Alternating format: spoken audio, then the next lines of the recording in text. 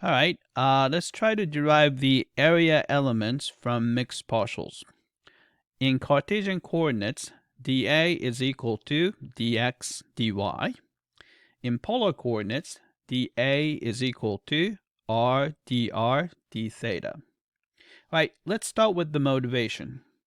All right, so whenever I think of differentials, I think in terms of derivative in Leibniz notation. For example, let's say y equals f of x. Then you take the derivative with respect to x. We get the dy over dx is equal to f prime of x. By multiplying both sides of the equation by dx, we get differential. dy is equal to f prime of x dx. Right? Can we do the same thing with the area elements? Right? So let's look at the Cartesian coordinate system. Right? Let's say you have a rectangular region, base is x and height is y. So the area function a of x comma y would be xy, right? Then if you take the partial derivative of this with respect to y, we get the partial of a with respect to y is equal to x.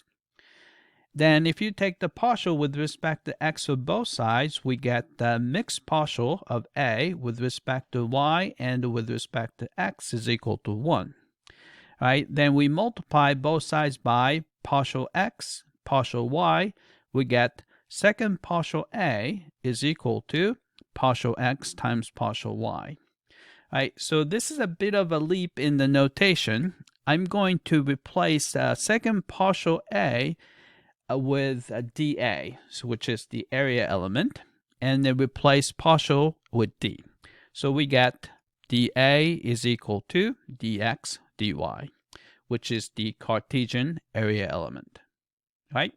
Can we do the same thing with polar coordinates? Right?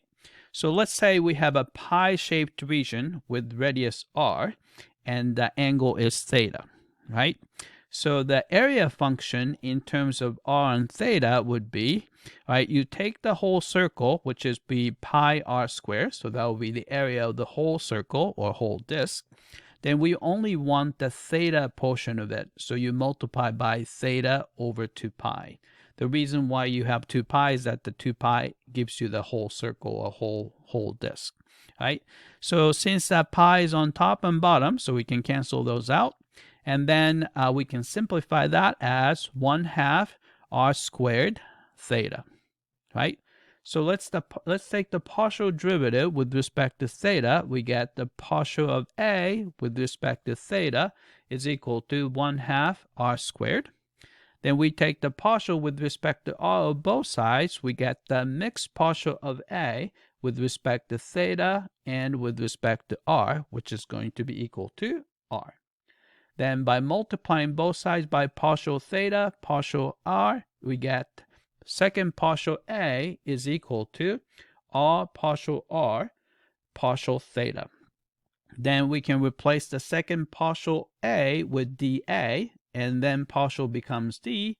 We get area element dA is equal to r dr d theta, right?